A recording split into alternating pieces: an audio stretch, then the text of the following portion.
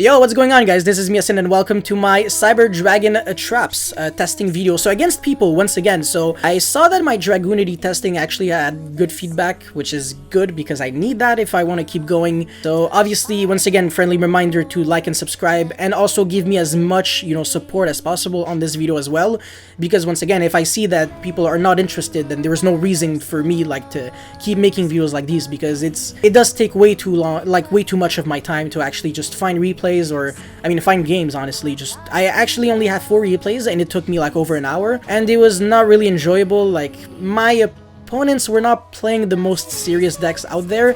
Pretty sure I played against so many Thunders and then one Prankids, but anyways, that's pretty much all I had to say for the intro, so guys, enjoy. Alrighty, so for replay number 1, as you can see, I'm going second against some guy who's playing, I don't even know what this is supposed to be, Thunder, Chaos, whatever. It was deck build in a pretty, I don't know way, yeah. So he's banishing DD Crow with Allure right there, nothing too special. Allure is really good in the Thunder deck though, so, now he's making a I guess he's not playing Linkuriboh? Wait, hold on a second. Oh, some pretty cool cards. But yeah, no, he's not playing Linkuriboh, so he's getting the Surge, but that's kind of just a way to get a light or dark in the grave so he can summon Chaos Valkyria. At this point on, there's pretty much no play that he can do, so he's just gonna pass. He has 2 Ogres. I don't think it's a good hand shop at all, and my hand is not the greatest, but also definitely not the worst, because I will have access to core. As you can see, a lot of, a really interesting play that a lot of people would actually have done, completely wrong, is that I actually did not use the effect of hers when I linked it off for Anaconda. I feel like most players are really just they tunnel vision like crazy. They're really bad.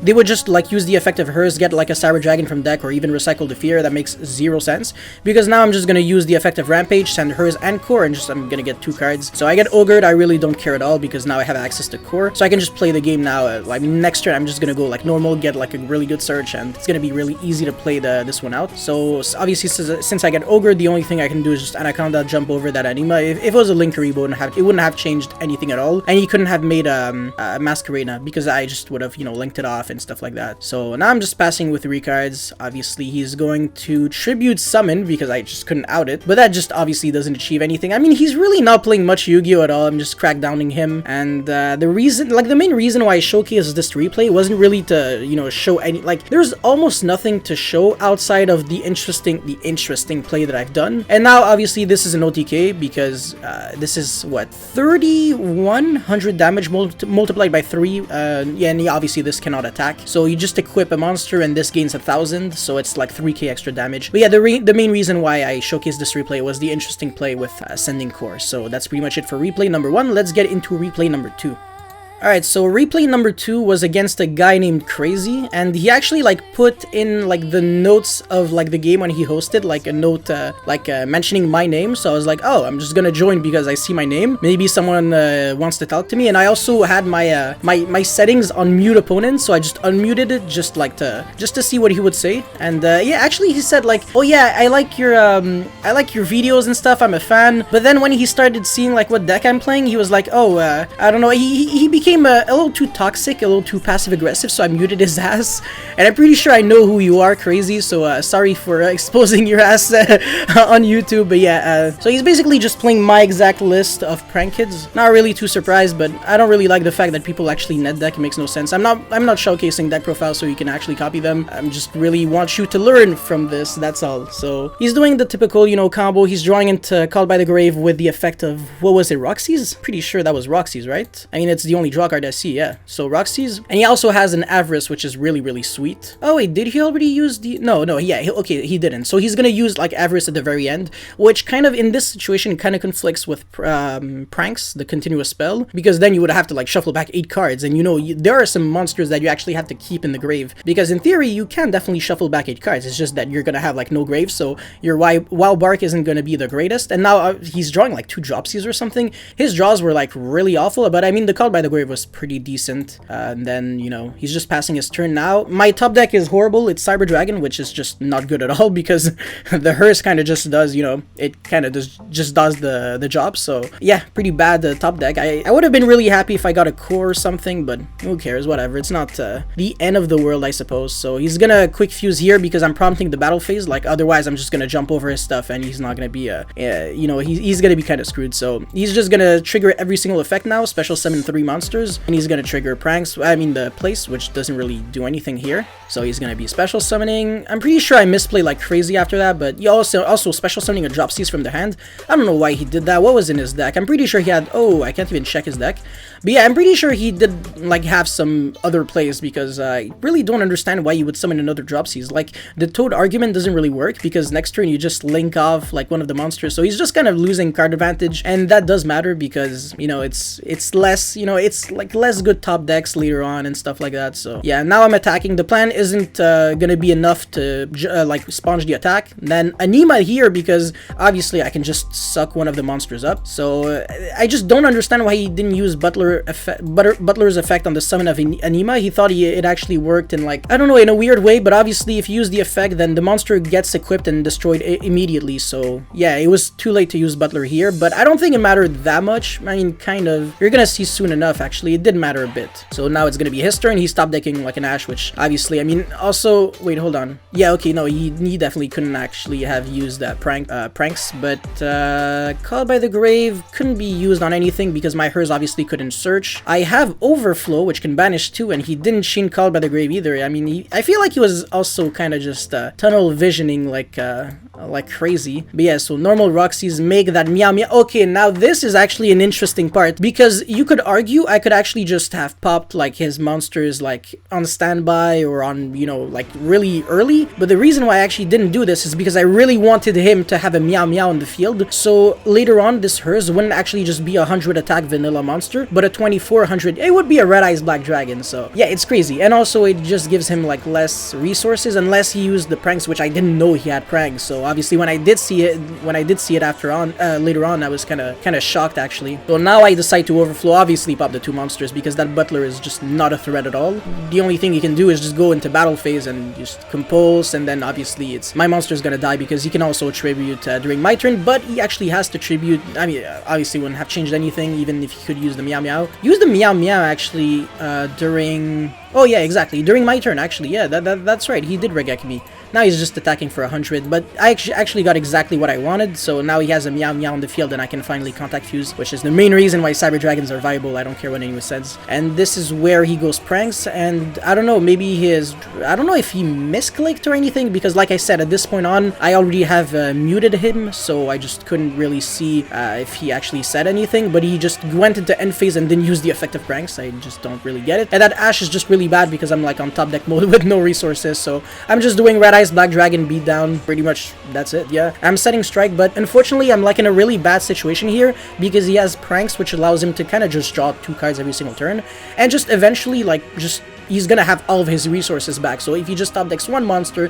he's back in the game. But you know, fortunately, it's not gonna be like that bad for me because I'm also going to be top decking. I mean, he's drawing Ash, so that's bad. Forbidden Job, that's horrible. That's really bad. That does literally less than nothing against the deck, and it was way too late to draw a card like this. So yeah, would have been pretty good turn 1 actually, huh? I would have sent, yeah, it would have been quite amazing actually. Yeah, definitely. So now I'm setting it. He draws another Called by the Grave. I mean, what are you doing? I mean, there's nothing to use it on. Like, 2 Called by the Graves. Definitely should have used this first one on my Overflow, so you would have saved one of the monsters. But now there's just nothing you can do. Obviously, end phase. This is gonna be where he gets the good draw, huh? Yeah, finally a Pranked monster. So once again, he's back in the game. But the thing is, he did not shuffle back a Meow Meow, and obviously my list only played 2. So this is just not enough to get you there. So yeah, I'm gonna draw an MST, which is just gonna seal the deal because he's probably just gonna scoop next turn when I MST his pranks. His top deck is just another normal summon, doesn't get him there once again. And now he's gonna be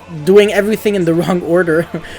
So you don't go normal summon and then pranks, you go pranks and then normal summon. You get MST'd and then that's pretty much it. You have a useless normal summon, no top deck for next turn, and you just cannot play the game. So yeah, a lot of misplays on his end, but whatever. That's pretty much it for replay number 2. Let's get into the third one. Alrighty, so my opponent is playing Danger Chaos again, but this is actually, it just sounds like a completely different hand. I'm pretty sure even my last game was against Thunder deck. Was it against a Thunder deck? Yeah, I'm pretty sure. But anyways, my hand is just awful. It's really bad. But you know, this is a really grindy deck, so it's you know, it's a-okay. And by the way, once again, if I wasn't playing the trap version of Cyber Dragons, these cards wouldn't have been like more consistency cards. They would have been like Machine Dupes, Cyber Dragons, and hand traps. So You know, if you don't mind losing and bricking, then go for it and play whatever you want, but I just care too much about winning, so that's why I just play cards like these, just to stay in the game. So obviously, Woof Woof, gonna banish like 2 monsters, whatever. This hand is so incredibly like trash that against the meta, I'd probably not stand a chance, but he only ended on like 2-3 interruptions, so nothing too scary there. Dweller, I don't care, it literally does nothing at all. And then, yeah, Anaconda into Titan. So yeah, 3 interruptions, that's just not enough. Obviously, I can grind through that. The Dweller is just nothing, like, it's not even a thing because my hand is literally that bad. But Crackdown, like I said, is just the best trap in, like, simplified game state. So I'm gonna be setting 5 cards. He's gonna be extremely trigger happy, I'm pretty sure. He's gonna be doing, like, everything in the wrong order. So Thunder Dragon Fusion, and I'm pretty sure he's gonna Chain Matrix, which makes 0 sense at all. Because now I actually have, like, way too much information, and I can actually just bounce this back, like, right now and stuff like that. I mean, I was probably gonna do it anyways, but yeah, you should probably Matrix first, and then see what I have, and then Thunder Dragon Fusion. So yeah, definitely incorrect order. So now I'm gonna steal the monster. Obviously, it's like a Paleozoic, so it just doesn't get that search. That Unicorn is clearly not gonna resolve. Discarding Veiler too. He really doesn't care at all. I feel like I probably... No, I definitely would have went like Thunder Dragon Search 2 and then pitched like Thunder Dragon, so really have no idea what these players are on right now. But yeah, Strike, the Unicorn, obviously... You know, can't really play there. And then this actually really pissed me off because obviously I wouldn't have used... I don't know if he... Like, I don't know. The thing is, I really don't know when people are going to go into battle phase or end phase immediately, but apparently he went into end phase and then the compulse was too late. So, yeah, he gets his, like, he gets his send and whatever. But I don't even know why I compulsed... Because that was on the Chain Link too, so I was aware. I don't know, maybe I was just really tired. Obviously, there's no reason. Oh, hold on. Once per opponent's turn, sorry. So obviously, I didn't want him to get that that trigger of the dark, because that would have been like really bad for me. So that's why actually I wasn't tired. There was a reason. Now my top deck is finally a consistency card, so I can play next turn. Granted, I have a next turn, because if I have to use this on a compose, I'm not in good shape. But his top deck is complete trash. It's an unusable card. I mean, it's really bad in Thunder Dragon as well. Solar, there's just no reason to play this card. But now my top deck is also another good card, even though I didn't really need it, because Trap Trick and MST is already your engine. So I'm just going to be able to deal over 10,000 damage by far. I'm pretty sure I'm gonna deal like 15,000 just with 2 cards. So that's sick. And obviously the Overload Fusion is just like a bonus. You really don't need it at all. That Titan couldn't have attacked because Crackdown, you know, it has its flaws. But if my opponent wanted to like destroy this with a card effect, I could have actually banished like 2 generic cards from my grave and then just protect it. So that's sick, but I don't really think it would have changed anything. And yeah, at this point, you can just start playing the game really easily with Nova Infinity and everything. So just absorb his monster, make Union Carrier, make Rampage, and yeah, he's had enough. So that's how I won Game 3 with a really bad hand. So let's go into the final replay. Yeah, so against the same guy, actually, another... I feel like I played this guy like 3 times, which is funny because I wasn't actually pressing on like rematch. I was just like going on like multiple games, and what a coincidence, I just happened to play this guy like multiple times. But I think this is where he actually had a pretty good hand. So Allure with Roar is obviously insane. And then, oh, he even gets Thunder Dragon, Dark, he has Chaos Valkyria. Yeah, no, this hand is insane. Is there a reason to not search 2 Thunder Dragons? I don't know, maybe. Yeah, maybe he just doesn't value the... Yeah, okay, yeah, it could make sense, actually. I just don't know, man. I don't really play this game too much. The only reason why I'm even playing games on EDO Pro Ignis is just for the sake of videos, but if I wasn't making videos, I probably just wouldn't play this game at all. I don't really think there's a reason to play at the moment, so he's gonna...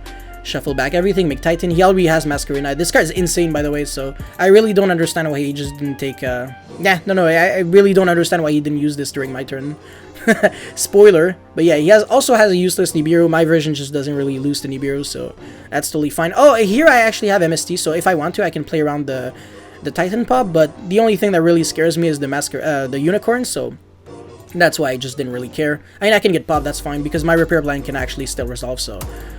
yeah, now he's popping. Obviously, if I really was scared, I just would have set like the Overflow first, and then on the effect of Matrix, I would have chained MST, pop my own Overflow, and then not only do I get a search, I also I really don't care about... I don't have to get popped, but then I get Unicorn shuffled back, and then I can't get a monster in the grave, and then I lose. So, yeah, that explains it. So now I search Repair Plant. Now I have to get to a point where I have to force him to, I don't know, make Unicorn, but I really just still don't understand why he didn't use the effect of this, man. He could have banished... Jesus, he could have went like +2. I just don't get it. Is there something that I'm missing? Cannot be... Yeah, no, I just don't get it. Yeah, I really don't get it at all.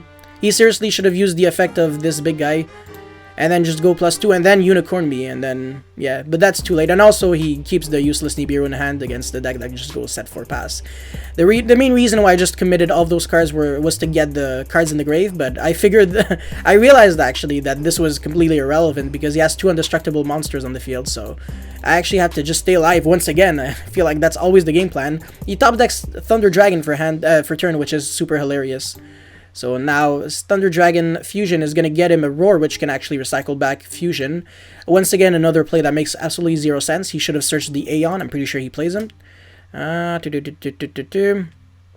you see... Oh, okay, no, he does play it. Yo, so he should have actually searched for Aeon, Banish, Roar, and Dark. But, I mean, this situation shouldn't actually have ever happened because this was supposed to banish on my own turn, so...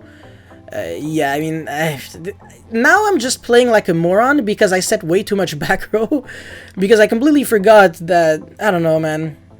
I don't even know. I don't know why. The thing is, I was trying way too hard to stay alive, but honestly, just setting Trap Trick and passing would have probably been like way more than enough.